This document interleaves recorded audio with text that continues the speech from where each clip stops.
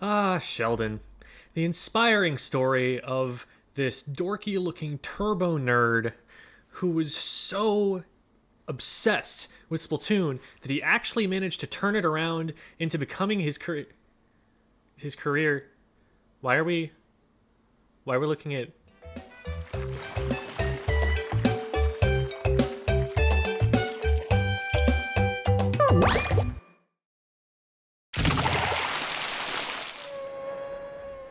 Famously, whenever you unlock a new weapon, Sheldon will give you an earful about it, so much that, as a courtesy to the player, he's happy to hurry it up. Not to say less about the weapons, mind you, just to nerd out faster. But as a Splatoon content creator, I've come across many a nerd in various online discussion spaces who defy the stereotype of nerds. They don't actually know what they're talking about.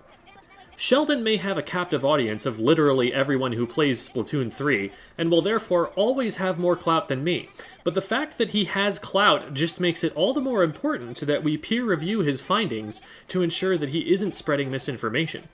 Today, we're going to review Sheldon's descriptions of the weapons and rate them based on how accurate they are to the way the weapon is actually used in competitive play.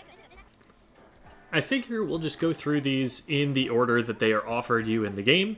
So we're going to be reading the weapon details, which you can do, thankfully, after having bought them by pressing ZR. And we'll see what Sheldon has to say. So we'll start off with my main weapon, the Splattershot. So ease of handling and high potential is kind of his selling point on this thing. Suction bombs, a stable loadout, it lets you respond to whatever, so he's saying it's versatile. Is this setup a little basic? Yes, basically one of the best setups you can have. Haha. Master the fundamentals, you'll become a force to be reckoned with. So, in a lot of Nintendo games, there's this kind of idea of the well-rounded character or weapon or whatever else, you know.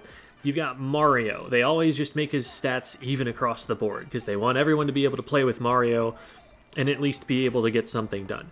And this makes sense in something like a racing game, you know, where you've got like 3 stats you have to worry about. There's like speed, acceleration, and turning or something like that, right?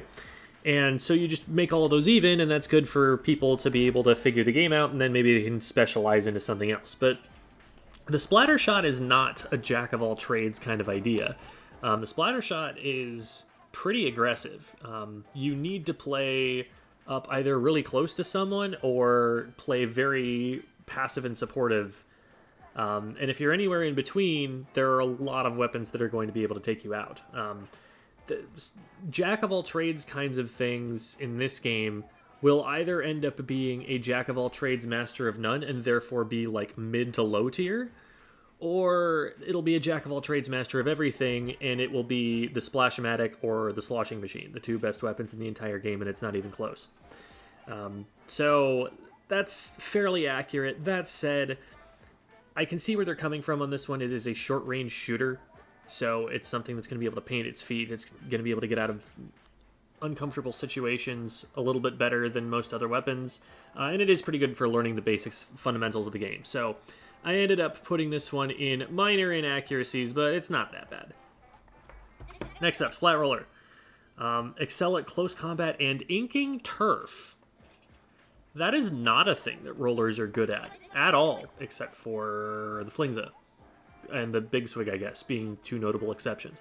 But not the ambush rollers. This is not a thing that... I guess what they're trying to get at is that you can put the roller down and roll with it, and that is an easy way to ink turf for, like, you know, even young kids can do this kind of easy. That's not an advantage at high level, though. People don't do that very often. Curling bombs to sneak up close to an enemy. Yeah, that is kind of the idea, so that's mostly accurate there. And you can pop Big Bubbler selfishly to keep the front lines pushed forward. So that part is pretty good, actually. But I can't ignore the "it paints well" kind of comment. That is not true. So that ends up in mostly fine, but also has something very wrong or missing something major. Charger. Designed for long-range offense? Sure. Its operation is standard. You hold down this button and then release it. It can charge hold, which is cool. And you use ink bombs or splat bombs to flush out hiding enemies. You more typically use that for defense, but I'll let that slide. and the ink vac to turn the tables on invaders set is impressively well balanced. So this ends up in the tier which is, this isn't really telling you too much, but like everything that it's saying is right. There wasn't that much about the play style there or how this differs from other chargers. It's mostly just like, here is what this charger does. Here is its kit. Figure it out. And yeah, it is a good charger to start learning with because it's the first one you get. Blaster. You can even tag enemies hiding behind walls. So far, so good. Range isn't great. Rate of fire leaves a little to be desired, but you can always coax an enemy out of hiding with an auto bomb. Here's the problem with that idea. If you throw the auto bomb, now they know where you are. And that's not something you want before you're hitting them. So if you throw the auto bomb at them, you're either too far away to be doing anything about it, or you're close enough that you probably should have just shot them already. When it's time to break out the big bubbler, yep, this is very similar to how the Splat Roller uses it. It pushes forward pretty aggressively with it, sets up and takes space. If you want to be the one controlling the action, this is the loadout for you. That's not how this weapon works. They seem to be thinking about this more like it's a range blaster, where you're controlling where the enemy players can go, or you can just like hit them from whatever angle, and you're never safe from the watching eye of a blaster. The blaster is too short range to play that kind of a play style. It's much more high commitment. So kind of similar to the Splattershot. It's more of a hard engage kind of weapon. So I consider this pretty inaccurate, and I dropped this down to pretty fundamentally wrong. Slosher. Getting to where he's saying anything. Weapons are perfect for attacking enemies in elevated positions or hiding behind walls. Excellent, excellent analysis. That is the primary reason that you pick a Slosher over anything else. Can't rapid fire. Yes, fire rate is in fact one of the downsides of it. Splat bombs are excellent. You can stop almost anyone in their tracks, and that is what you use splat bombs for. It is stopping power. It's something that you throw in front of someone so they can't approach you, or something that you use to force them into a certain area. And then triple ink strike, ability to blindside, they get a lot of warning about that before moving in. I guess maybe you smoke screen with it. Maybe that's what they're thinking about. So that's the one part where I'm like, that's not really what you're going to be able to do with that special. You're not going to be able to do much with that special at all. So this one I was really back and forth about. I wasn't really sure exactly where I wanted to put it. I ended up putting it in, he's right about what it wants to do, but he's giving you the hard sell. It's capitalism tier. He went to marketing school. He is a business owner after all. He needs to sell his merchandise, and so sometimes he has to hype some things up that there isn't as much hype behind. And triple ink strike is one of those. Everything else he said about the weapon was excellent, so we're going to keep it there. Splat Dualies. The ink hard or get splatted trying. That is definitely a good way to put it. This is an incredibly high commitment sort of weapon. If you dodge roll twice, you are stuck, so you'd better have gotten something done with that dodge roll. Dodge rolling, yes, and they're explaining this because this is the first Dualies weapon that you get, so they'll spend some of the time explaining this. Paired with suction bombs as your sub-weapon, this loadout may seem as though it's lacking in power. This is the one thing where I look at it and I'm like, why would you say that? It has a really, really fast fire rate, so very good, time to kill. Suction bombs, they do like 180 damage. Like, how is that low power? I don't understand what he means when he says power here, because this is a Slayer weapon. This is all about splatting people. But the crab tank is absolutely something that takes this weapon from probably would never get used to it has a niche use case. So that part's not bad. Because of the lacking in power part, whatever understanding Sheldon has of power is very wrong. I don't know if he means kill time or amount of damage done or what, but like none of those things are accurate. Octobrush. Octobrush has dense bristles that fling a thick stream of ink with each slash. Heavier entry, which is known for being light and nimble, but you can't reach everywhere with it, and that's where the suction bombs come in. That's a great analysis of exactly how this kit works. Like, if you can't get close enough to use the brush, then you're spacing them out with bombs. And then ranged weapons, yeah, you're going to target those with the Zipcaster. Is it going to work super well? Sometimes. User-friendly loadout that's best for beginner brushes, but capable enough for true artistes. This was what made me drop it a little bit. I don't think that Zipcaster is a beginner-friendly special at all. The main weapon, the sub-weapon, sure. I mean, those will definitely teach you how to play the game, but Zipcaster, even experts have trouble using that sometimes. I wouldn't recommend that for a beginner player. I'd probably put them on an Inkbrush instead. Heavy Splatling. They compare it to a charger in that you press and hold Z and then let it go to fire. Charge takes a while to get ready, leaving you wide open while you wait. Yes, that's important. That's why the sprinkler is a great sub-weapon. That is not the thing that makes this weapon good. That is not a helpful tool, particularly. It'll get you wave breakers a little faster, I guess. You'd probably rather have a lot of other things. If you're using the sprinkler, you're using it for the movement. You're not using it to, like, keep your turf inked. Like, oh man, you'd better watch out. There's a sprinkler in the way. You can't paint that spot. There's a sprinkler there. That's not a zoning tool. It's not going to keep someone out of any place. Keep a little distance between you and your enemies. Yeah, no, that's not what that's used for at all. Fire up the wave breaker to expose them while the heavy, and then it's open season. Yeah, that's not a bad analysis of how to follow up on your own wave breaker, and that is something that people do, and you have the mobility to move forward and do so. Even enemies with chargers will be jelly. That is also incredibly wrong. Splatlings get very hard countered by chargers. They do not win that 1v1 matchup, especially this one, which is a bit lower range, so they have to get especially close to the charger. It's not like it's a total loss every single time if the charger messes up, but at high level, it's very hard to play Splatlings in general if there's an E-leader on the other team. The Tri-Stringer, they spend most of the time just introducing the mechanics of it, which is fine, but it doesn't really say much about the playstyle, which is also fine, and probably the best choice for them to make, because nobody knew how this thing would work yet. So they talk about how Toxicness is great for keeping enemies at bay, which it's not bad. It's definitely underrated, I think, on this kit. Not that it wouldn't prefer something else, but it's definitely useful for it. And for things that you can't reach, you're using the killer whale, and that's also true. Like, you should be trying to be a factor in every fight that happens on the map with this weapon, and both of the pieces of the kit help it do that. So I think that is excellent. And it says, I hope you give it a try, because it's new, and they need to figure things out about it. So, perfect. Yeah. So it only loses points because they're not really trying to tell you how to play it at all. Range and accuracy aren't anything to write home about. You're right about that. Nor the damage.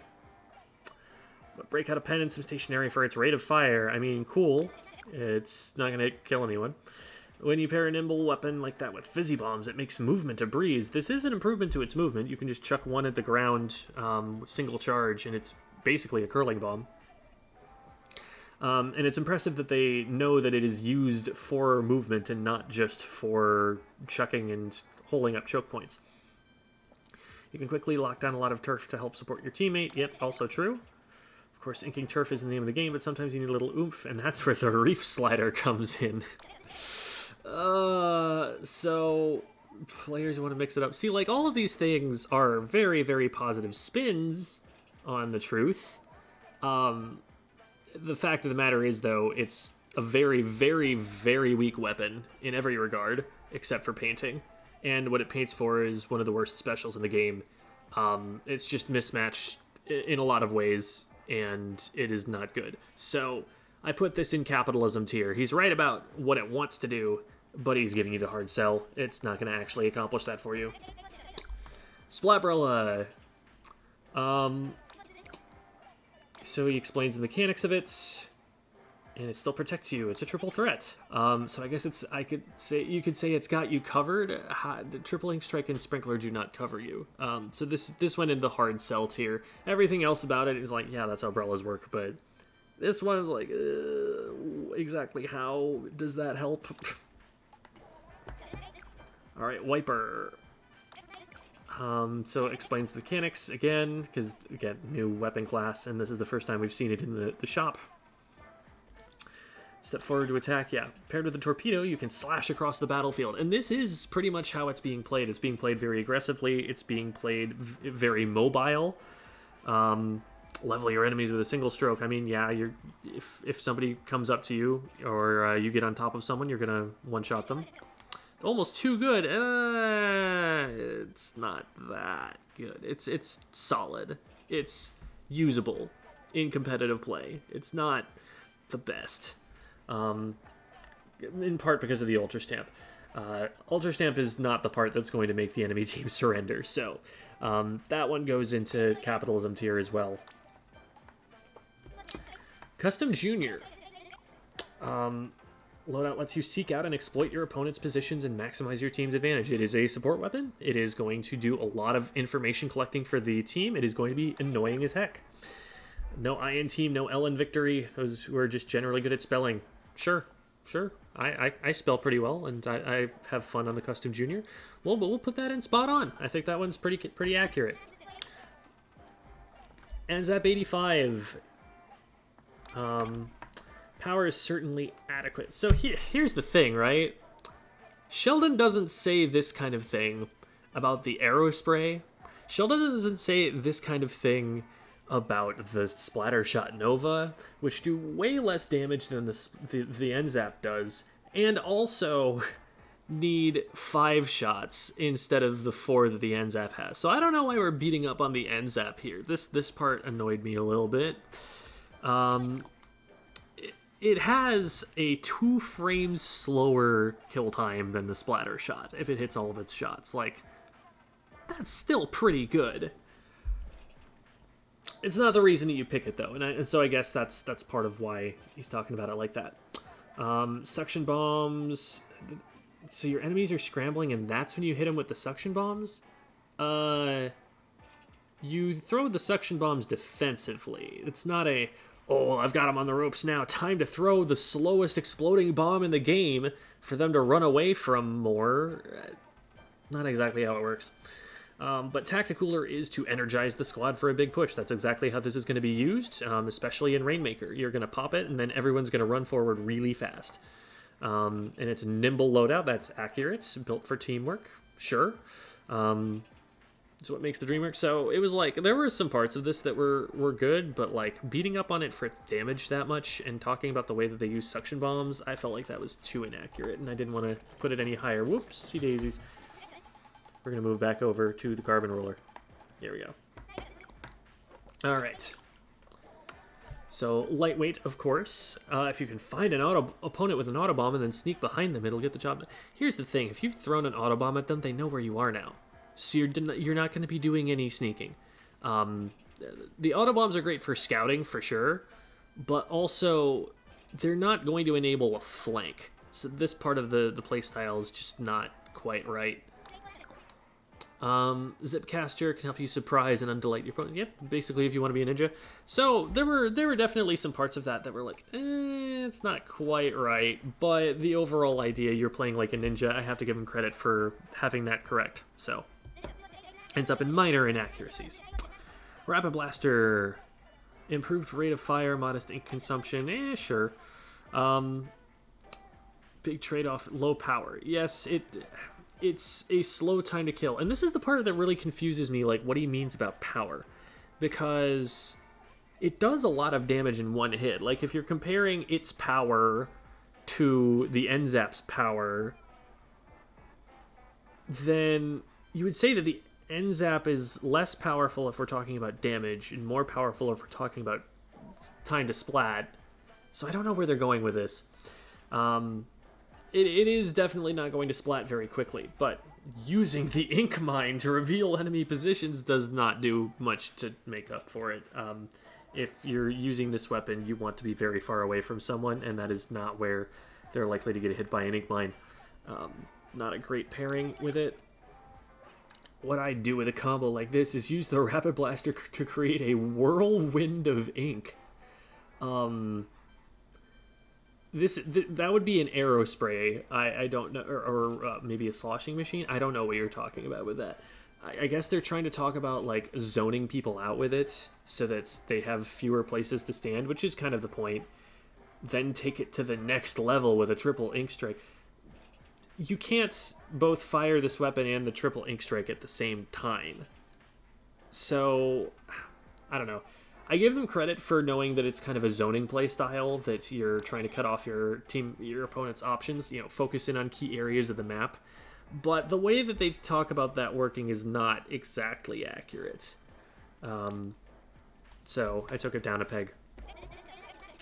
Inkbrush. It is very fast. Not much room for power. And so here, power makes sense if we're talking about the amount of damage it does per hit. It's a little bit slower of a kill time than some weapons, but it's still pretty darn quick. But each individual swing doesn't do a lot of damage, and so that I am assuming is what they're talking about here. Even so, it's a sharking weapon that's able to like get on top of people and splat them quickly. So this word power is going to be a problem wherever we see it, I think. That said, I would generally agree, like, in terms of power, it's benefiting more from ambushing someone than it is from splatting them more quickly. So, we'll let that one slide for this one. But you can keep counterattacks at bay with plenty of splat bombs, and that is also an excellent piece of analysis. You use the splat bombs because your weapon is the range of you punching them, and if they have a projectile weapon at all, this is often the only way that you can combat them, to keep them back from you. So, excellent there, and Killer Whale 5.1 is definitely a great combination with the other parts of the kit. To confuse and annoy, and you're skirmishing. You're getting in there and getting their attention and making yourself difficult to hit. So all of that, pretty darn accurate. So I actually really like this one. This one goes into spot on despite the weird discussion of power. The Nova. So this is a unique combo of range and fire rate. Yeah, that you could say that. See, here's the part where this sounds like it's a hard sell, but if you really think about it, Sheldon is actually warning us, like, hey guys, they wouldn't let me make this as powerful as I wanted to, so I'm just going to slip in a few hints that maybe you should wait for this thing to get buffed or something. Unique combo of range and firing rate. It's not going to win most powerful at the Splat pageants. Yeah, you're darn right about that. But you can support from a distance, which you can do. You can. And they have a great analysis of the way that this weapon is actually played. It's a scout. It's going to figure out where the opponents are and cut off their options to get to you. And then the Killer Whale is a way to follow up on a fight that's already happened most of the time. So this whole section is actually really well written. If you like to save the tastiest looking bite of food for last, give this loadout a try. And stop doing that. It'll taste better at the start of the meal. So he's literally telling you not to use this weapon. Like, he said, if you do this, then you should try this weapon. But don't do this. Therefore, don't try this weapon.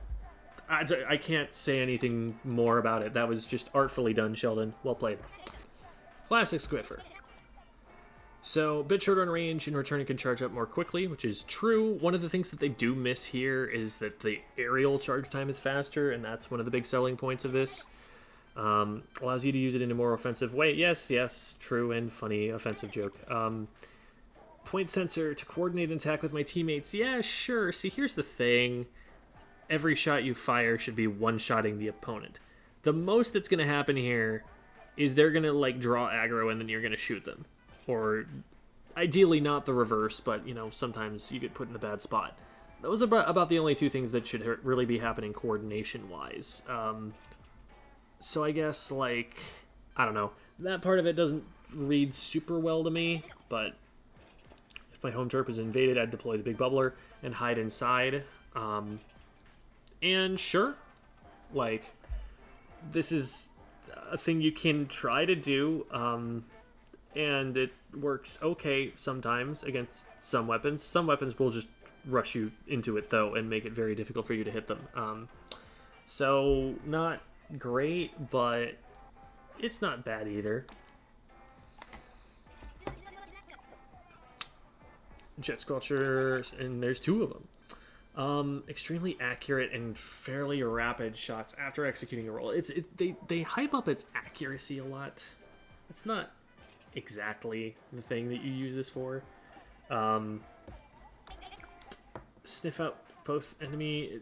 You can sniff out enemies with both the Wave Breaker and your Splat Bombs. So they act like it's kind of similar to the Nova playstyle, where you're like trying to figure out where your opponents are and only then engage them when it's safe.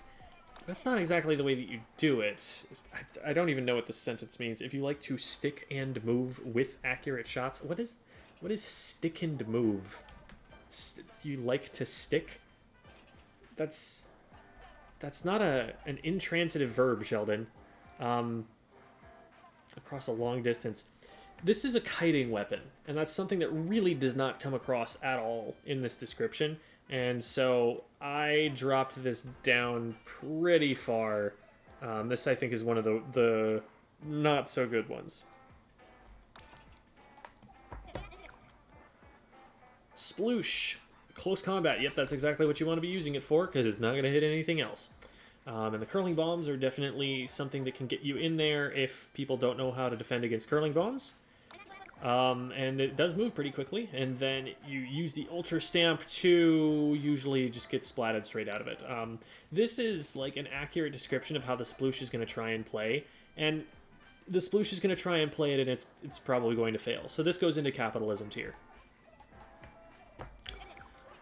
Splattershot Pro, for more advanced users by the same team that brought you the Splattershot. I feel like the Splattershot Pro is potentially easier for beginners as a main weapon than the Splattershot. The Splattershot needs to be kind of stealthy. The Splattershot Pro can kind of just get away with walking out onto the map sometimes, because a lot of weapons it's just going to outrange. And so as soon as it sees them, it can just shoot them across an open sightline. Like, the whole idea that this is the pro version, that this is the more difficult but higher reward or whatever, I don't see it. Here's a pro strategy: deploy the angle shooter. That's usually going to be a waste of your ink tank. I hate to break it to you, it's not good. And then take advantage of Pro's accuracy and range. It is pretty accurate and is fairly, long range. So if you do spot someone with it, that is going to help you often splat them. And then Crab Tank is the most powerful special in the game. It's just the worst weapon for getting it. Putting it all together is easier said than done. And see, here's the part that really kind of won me over a little bit and made me place this a bit higher up on the list. He's quietly encouraging you to consider other options. While it does have the best special in the game, it is the worst user of that special in the entire game. It gets it the least, and it also has the weakest sub-weapon in the game. So maybe consider trying something else. The setup is built for players who dare to dream. And that's where they lost me a little bit. Because that's a dream that you should probably dream with another weapon in your hands. So I gave this hard sell tier. It was definitely on the cusp, but that's where it ended up. Alright, T-Tech. Stylish enough. Yes, I do like the look of it, I suppose. Fashion forward form. It's not saying an awful lot here. I recommend this for Splattershot users who dare to be different.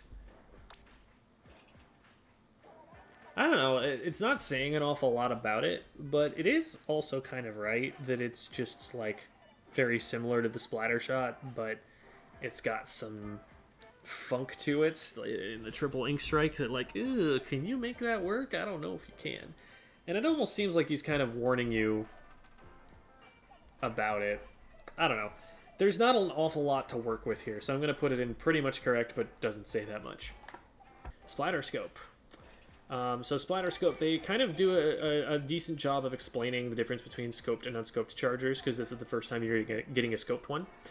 So it talks about it's got the better range, but the view is narrower, so be careful, you can get snuck up on more easily, so it is better for staying safe and staying back and not trying to go in quite as aggressively since you don't have the charge storage.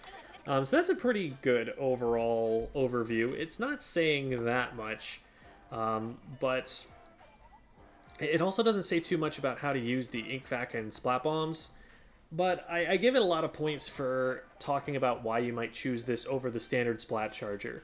And we've already kind of gone over the kit with the Splat Charger, so I'll put this in the top tier. I think this is pretty solid. Tri-Slosh. Let me fling 3 giant buckets of ink at the same time. He's correct. That is not a question. Anyway, broader attack, so, you know, bigger hitbox. It's not quite as much of a painter, which is true. But that's all it says. I was like, that's it? That's all we're going to say about this thing? We're not going to talk about how it sharks or anything? So I put this in. I mean, everything it says it's correct, but it doesn't say enough. It's definitely leaving out how this weapon is going to be played overall. It's a little bit vague about it. Reef-Lux. So Reef-Lux paints for missiles. It's for people who are new to stringer type weapons, yes, because all you have to do is paint for missiles. You don't have to learn how to play a stringer. You can store a charge. That's cool.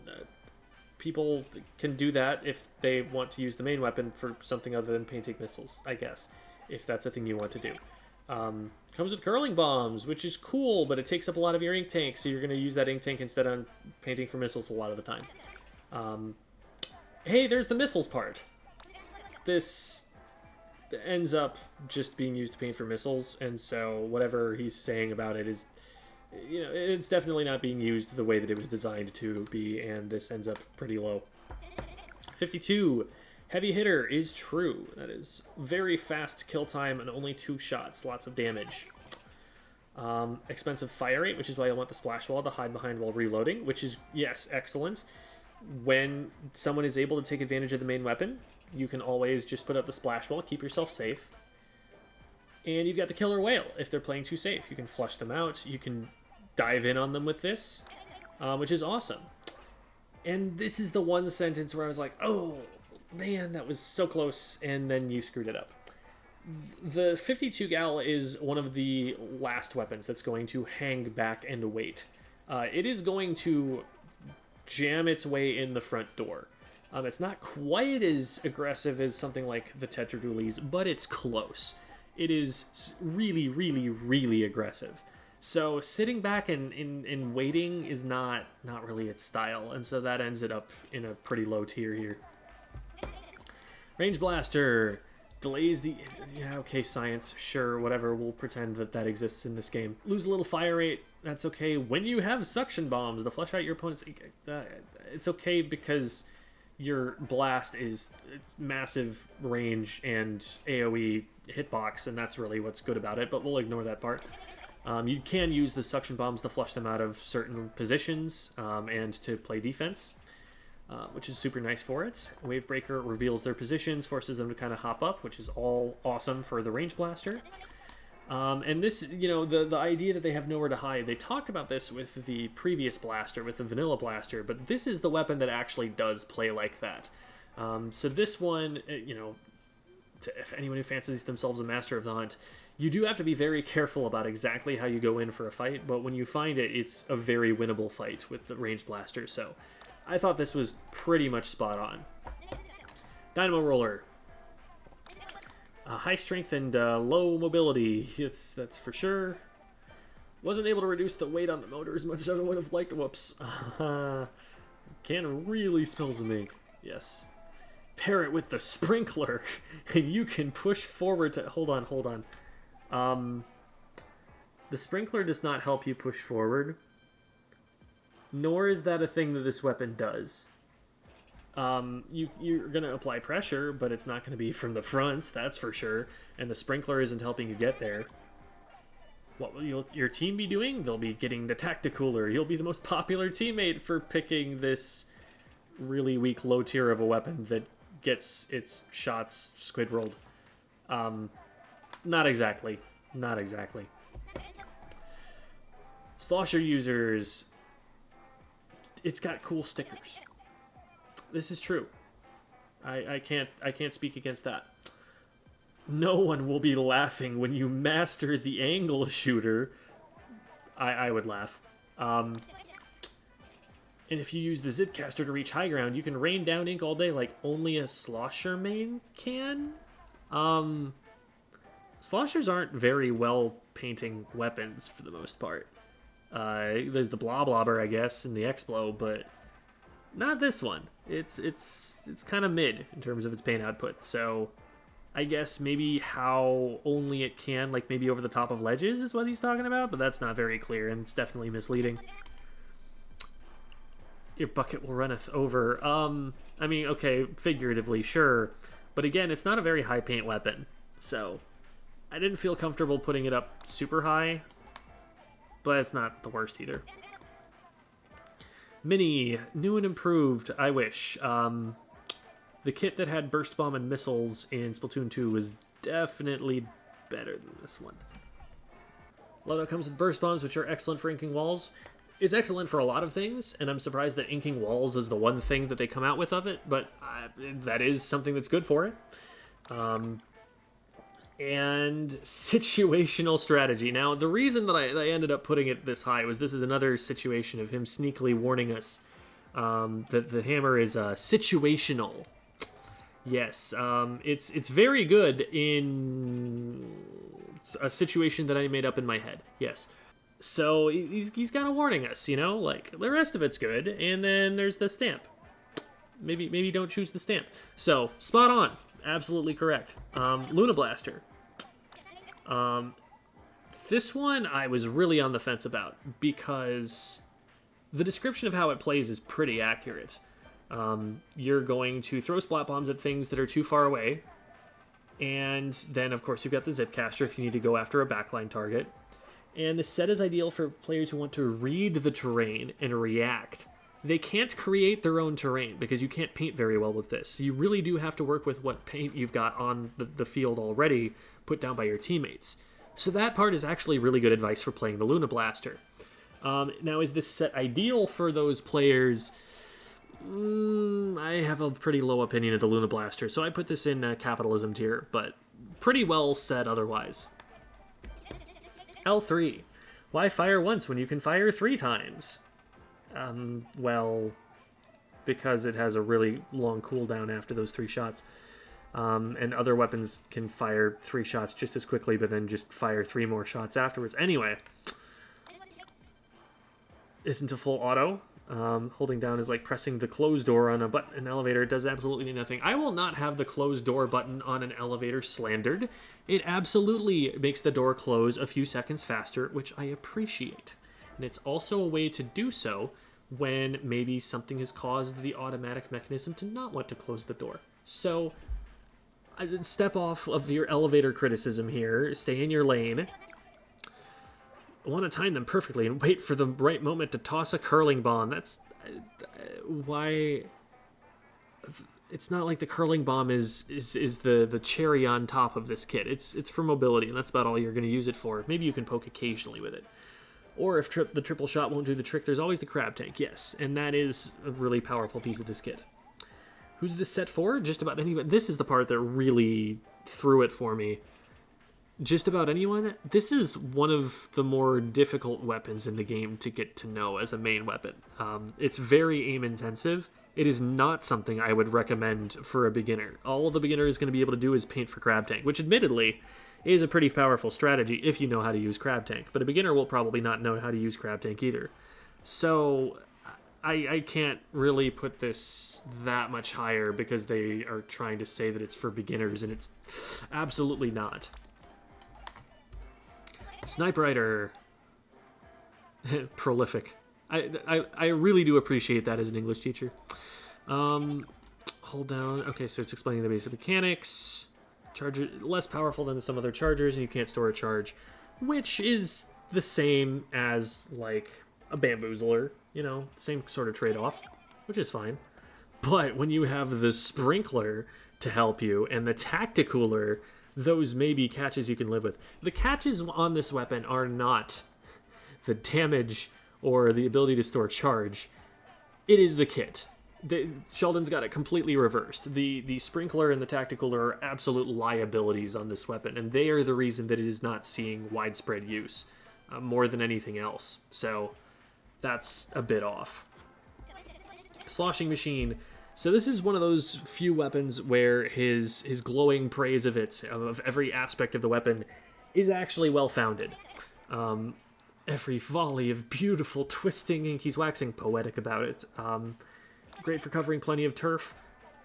Unlike most of the buckets, like, yeah, you can actually say this weapon does paint pretty well, largely because of the fizzy bombs, but use it to contain the other team's movement. That is exactly what this weapon is all about. It is about clogging choke points so that they cannot go through them. And then the other team will be in a spin cycle. And that maybe alludes to the fact that you are going to combo off of the fizzy bomb with a slosh, which is exactly how it's played. Don't forget about Booyah Bombs. Yes, a very powerful special. This set is not for neat freaks. You are going to take up a lot of space. You are going to make a lot of chip damage. It's going to be messy. So, very well said. That one ends up pretty high. Dapples, obsessively engineered for optimal mobility. Here's the thing about this weapon. It's not the most mobile dualies. Those dodge rolls, they may be quick, but they're short. And you only have 2 before there's the cooldown. So Tetras are way more mobile than this thing is. On top of that, you're restricted in your mobility effectively by having such short range, because you can't push into a place safely knowing that you won't be able to hit someone until you get much closer to them. So that's not really their forte, per se. But they are lighter, so, I mean, they swim faster. And they have less range, which is a massive trade-off. And the Tacticaler will speed things up, sure, and that's something that you kind of do. You turbo feed with this thing. Place squid beacons to take more forward positions, which is kind of how you play it. Hit and run is much more of a description than what he's saying. What he's saying here, run, hit, run, die, that's how you describe the Tetra Dualies, not how you describe the Dapple Dualies. Jet Squelcher. Extreme range, doesn't offer much in the way of power. I beg to differ. Hydra Splatling, E-Leader, but that is not about the Jet Squelcher, so we move on. But when combined with the angle shooter, your enemies won't know it. They will know exactly what hit them. It's one of the slowest killing weapons in the game. They will take like 2 shots and already be dodging out of the way. Like, yep, that's the Jet Squelcher hitting me, and that's the angle shooter hitting me. Like, it's a very visually obvious thing. You'll know exactly what hit you, and you will get away from it in all likelihood. So, I mean, the range to power kind of idea, yeah, that's accurate, but there's a little bit of salesmanship going on there. Inkbrush. So this is a great example of what people wish the Inkbrush Nouveau was. You're going to be annoying them in the back lines with the ink mines, and then you find yourself in a tight spot, you're going to ultra stamp and get splatted. And you're not going to be able to aggress anything from long range because you have ink mines, and it's just much worse in general than the other one. So that is what it wants to do, but he's giving you the hard sell. Splatana Stamper. This one was pretty accurate. Longer to charge, but, you know, wider hitboxes, and a lot of ink and a lot of range. He even talks about the damage combos, which is awesome. So charge slash into horizontal slash or charge slash into burst bomb, one of the most common sets of combos that you're going to be using on this weapon. This is pretty excellent. Nothing there that I can even complain about. Splash-o-Matic is also really good. A weapon fine-tuned for highly accurate barrages. The accuracy, especially while jumping, is a big selling point of this weapon. May not have the ink spread. It inks pretty darn well. That's probably the least accurate thing about it. This is a really heavy painting weapon. Or raw power of some weapons. This is true, it's a 4-shot. But it makes up for it with rapid fire that is quite rapid. Yep, fire rate is really excellent. And burst bombs help you in fights. You don't need as much power. You can combo with it. So weapon combos, that's also something that's good about it. And then the crab tank. Nothing can stand in your way. That part is more descriptive of the metagame than I think anything else. So this lands in the top tier. Very, very good explanation of how the Splash-o-Matic works. Big Swig Roller.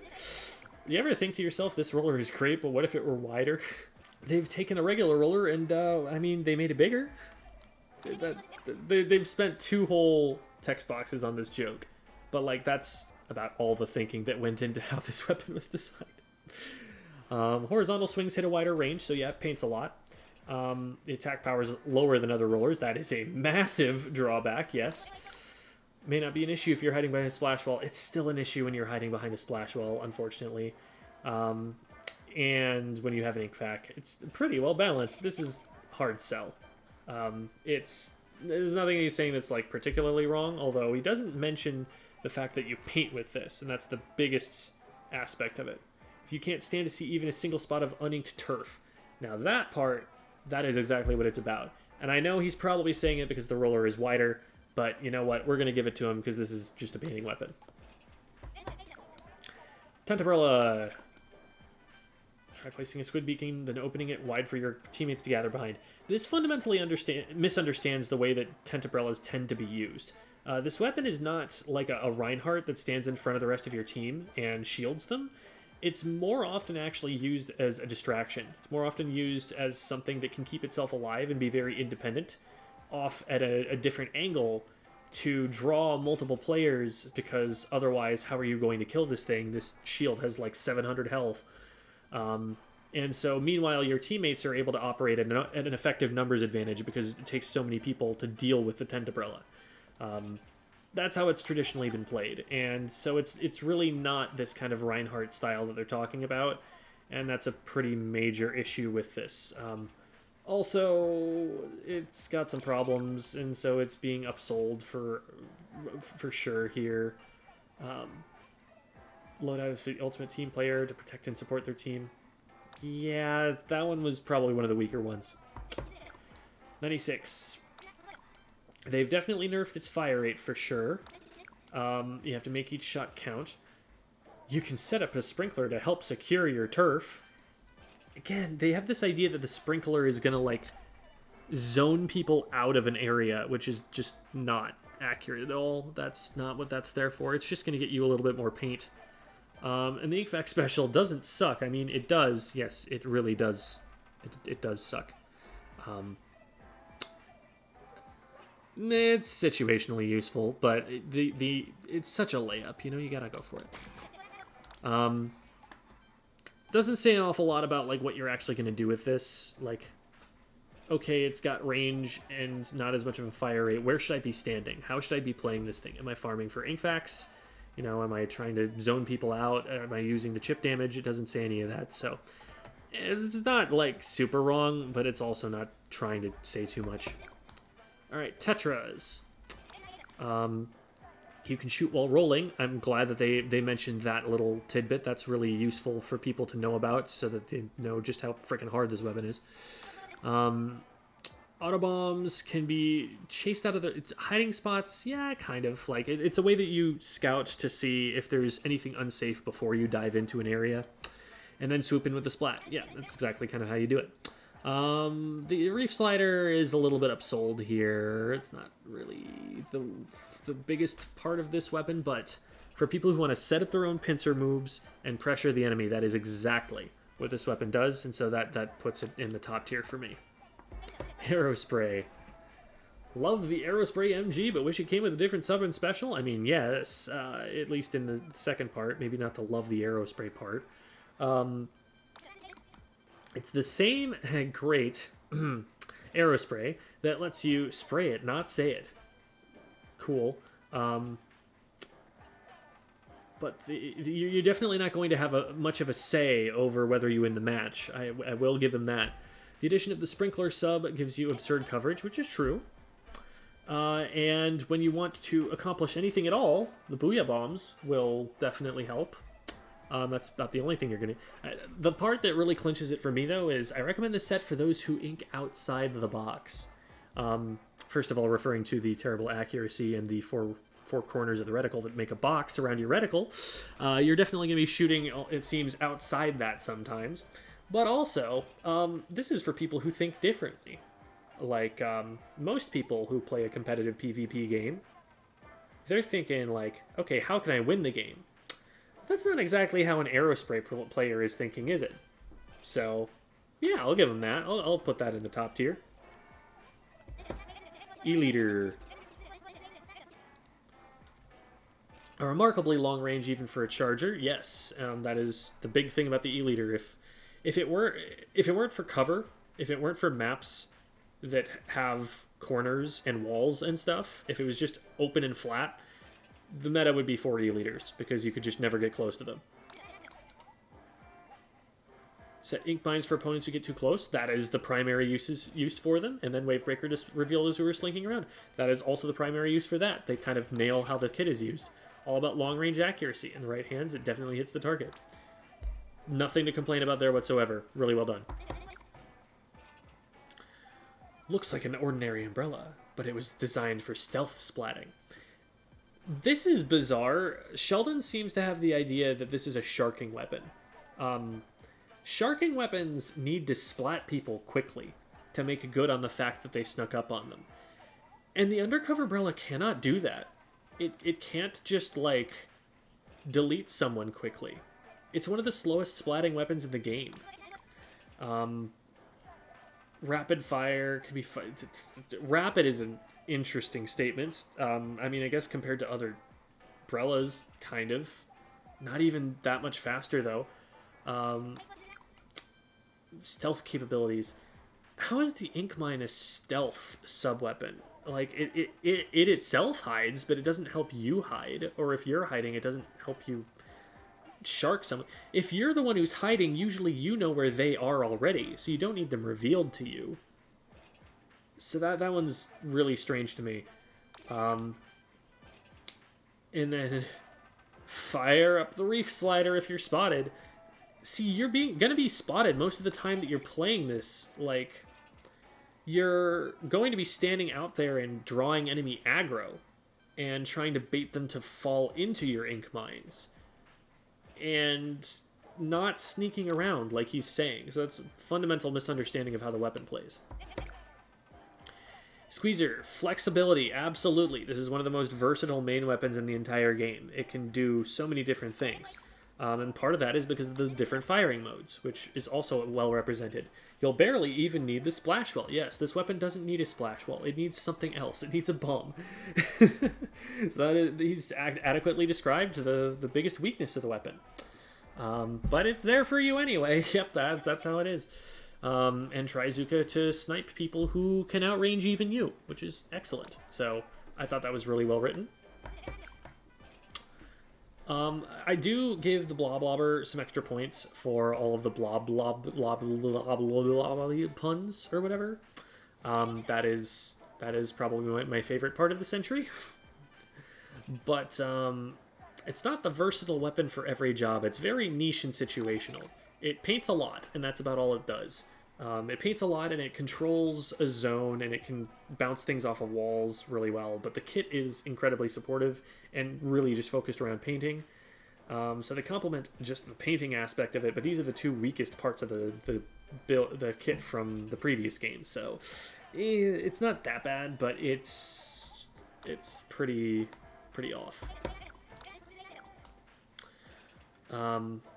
So this is, again, building on the idea that the Splattershot Pro is like a harder version of the Splattershot or something, which this is a really good beginner weapon, actually. You know, throwing a bunch of suction bombs is a valuable defensive tactic. Booyah bombs, you can never have too many of them, although this doesn't farm very well for them, which is why you don't see it as much in competitive play. Isn't necessarily balanced for a beginner. This is probably the most beginner-friendly of the Booyah bomb weapons. Like, it's got really good range. It's pretty accurate, so you're going to be able to learn to aim well with it. It's got a really easy-to-understand bomb. Like, I feel like this is a really good weapon to learn the game with. So I don't know why they're saying it's not for beginners. Flingza depends on how you flick it horizontally or vertically, which, I mean, is the same for other rollers. I don't know why they mention it specifically here. You can control the action. They make this weapon sound a lot more versatile than it is. That's probably my biggest complaint about it. that this is a support weapon. This weapon vertical flicks for missiles. That's a lot of what it does. But I like that they point out that it can use the horizontal swing. That the horizontal swing is a powerful offensive weapon in a pinch if you need it. So, yeah, this is mostly okay. And it is a very dominant weapon right now. It's, I'd say, the third best weapon in the game. Hydra Splatling, they do a pretty excellent job about this. They talk about both its strengths and its weaknesses. Superior firepower. It's the, one of the best weapons for wiping an entire enemy team in the game. But the charge takes a really long time. It's weak in close quarters. You can use your auto bombs to figure out where people are or try to keep them off you. If anyone does make it past you, you can use Booyah Bomb defensively. Super, super good analysis of how the Hydra works. Well read. Glooga Dualies, on the other hand, pure damage. Not damage per second. Not kill time. That's not what this weapon's about. If you're looking for those things, you're finding another weapon. The Dapples are pure damage if you want to talk about that. Fire an outrageously powerful shot. Is this even more powerful than like a 96 or something? It's weird that this is what they're emphasizing so much. Splash Wall, definitely not to be overlooked. It's one of the best parts of the kit, that you can throw one and then roll to be directly behind it the whole time. And Booyah Bomb is also excellent, but the analysis of how the main weapon works is not there, and its really weak fire rate does not go mentioned at all, so I dropped that a bit. Blasters tend to have a low fire rate, and it's still a fairly low fire rate by most other weapons standards, but it's better. Not gonna win any awards for power. You're darn straight right about that, unless you're hitting directs, which, if you're using a Clash Blaster, you're often not at the level where you're going to be hitting those kinds of directs. It's this weird situation where once you get good enough to get the max value out of a Clash Blaster, you have also usually realized that the Clash Blaster is not the best weapon for you and moved on to a different weapon instead. So, when you have the Splat Bombs corner your enemies, it'll get the job done. Yeah, the kit is definitely the best part of this. So, nothing that they're saying is, like, completely wrong, but also huge inflation of just how effective any of it is. So, this ends up in the capitalism tier here. Carbon Deco. Carbon Deco, they talk about the burst bombs take your inking capabilities to a whole new level. And this is the part that boggles my mind. Burst bombs don't paint. You don't throw a burst bomb to paint. You can only throw 2 of them. It depletes your whole ink tank, and then you have to charge the whole thing again. It is not anything's most effective method of painting at all. You use it for damage combos. And he's talked about damage combos for other weapons too, but not for the weapon that uses the burst bomb for damage combos more than anything else. It's so bizarre. You'll cover so much turf that your opponents will find it hard to move. I guess he's talking about trying to paint someone's feet with this. You're sharking them. You're just sneaking up on them. You're doing what he thinks you're supposed to do with the Undercover Brella. So that's not it. Ink first and ask questions never. This weapon doesn't ink. This weapon splats. That's what it's there for. So that ends up really low. It fundamentally misunderstands why that is the premier ambush roller kit. Okay, Bamboozler. They talk a lot about Squidbeak Splatoon, and I couldn't care about that. Can't store a charge. Most powerful charger? No. Sure. Most mobile charger? It's close. It's not bad at that. I guess because you can't charge hold. Maybe that's what he's talking about. But with good enough power and charging speed. The charging speed is more than good enough. The charging speed is the entire selling point of this charger. So that part is a little weird. A compromise that works. It's really just pure charging speed. That's what this charger is all about. It's about being a brick wall because you always have a shot ready and you can combo your shots, unlike most chargers. Autobombs sniff out enemy positions. You can put yourself in the perfect spot. Autobombs are not a great fit for it. That's about the best you can say about them.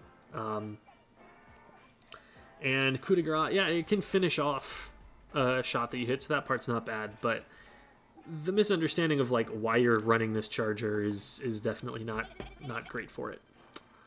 Luna Neo. This one's a little weird because he doesn't really say that much about it. It's different. It's the same weapon as the Luna, but now you have fizzy bombs, and the Ultra Stamp is there. It looks cool, but it can splat you. This isn't really telling you much about the weapon at all, so I just kind of put it in mind. I didn't want to put it in pretty much correct, because like it's not that deadly, and a lot of the sub and the special don't really work quite the way that he says they do. But also it's just like, this was the most nothing of the descriptions I felt. H3. So H3, it's not great. Because we're laughing at the weapon, right? Suffers a bit compared to lighter weapons, but when you can pinpoint your enemies with the point sensor, you can make each shot count. That's not seeing the opponent is not the hard part of hitting your shots with this weapon. It's reticle control. So the point sensor isn't helping that much. And the Tacticooler, yeah, that's a great special for this weapon to have. This is hard sell. Nothing is like explicitly wrong about it, but it's also like, this weapon does not function. Speaking of the hard sell, we have the GooTuber. It's upgraded, yes, sure. The main weapon is the biggest liability about this, because the storage gimmick is not that useful for it, in exchange for having the shorter range and taking a really long time to charge for the range that it has. Because, like, why would you need to move your charge towards somebody, towards where it's more dangerous, if you could just make that charge happen from really far away, like you can with an E-liter? And the partial charge gimmick is really nice, because it does a lot of damage when you have the partial charge, and that's, you know, one of the big selling points of it. But the biggest selling points are just its kit, torpedo, and missiles. So, I mean, this is what the GooTuber wants to do, which is why I put it up there, but it's not a fantastic weapon. Alright, the Mini. So the Mini, it's a Mini that has Toxic Mist, and then it has Big Bubbler, and you can use the Big Bubbler offensively sometimes. I'm not so sure about the user-friendly new to Splatlings thing.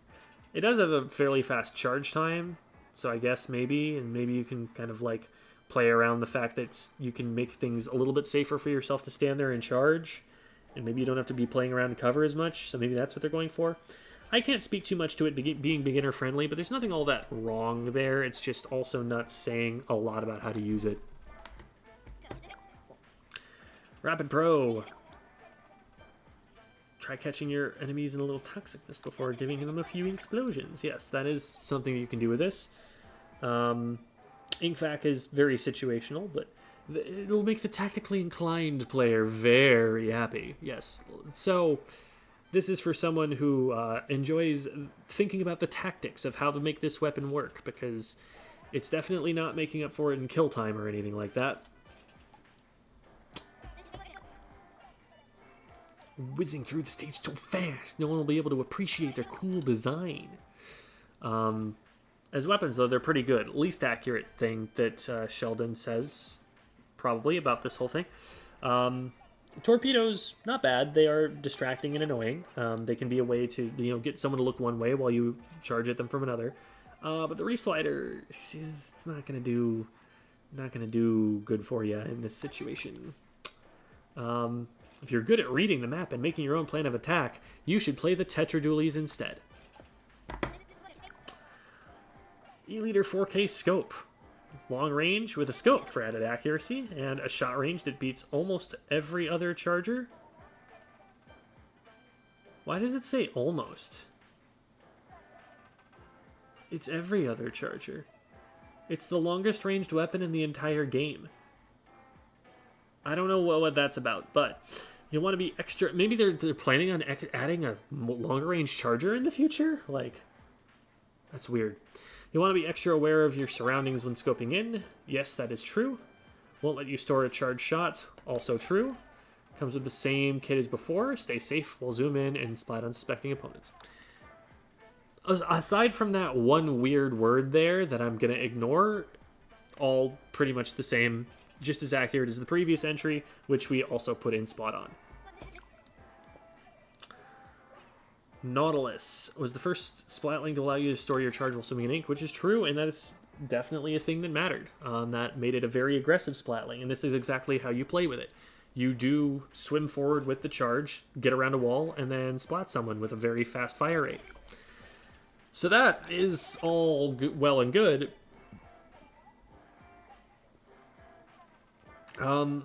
Sure, grilled cheese, cool. And it talks about the charge mechanics, which is all accurate. Loto can help you feel like you're playing in God mode. I definitely think it's underrated as a weapon. I don't think it's like God mode, so that's maybe a little bit of the hard sell, but pretty much everything else about it was like, yeah, that's how you play it. So I bumped it up a spot. Explo. Shots explode on contact, handy for hitting foes who like to hide. And you can reveal enemy positions. And basically the whole idea is people can't really hide from this thing, which is true. You can't really get behind cover. It's got really long range, so it's only really like a longer range backline that can bully it.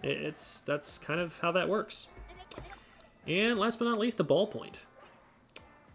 Very unique dual fire rate, and it explains this pretty thoroughly, which is important because new players will not get how this thing works at all. Not all Splatlings can do that. Very good to point out, because that is one of the biggest advantages that this Splatling has as a main weapon. Now, with all these features, the weapon might take some getting used to. Yes, true. This is not as much of a beginner's Splatling, because you have to figure out how the charge hold thing works. He says definitely try it out first, and in conjunction with Fizzy Bombs and Inkjet, this loadout may not be for beginners. He's acknowledging that the kit does not go with this weapon at all. It's very weird. And Inkjet is also very high skill ceiling.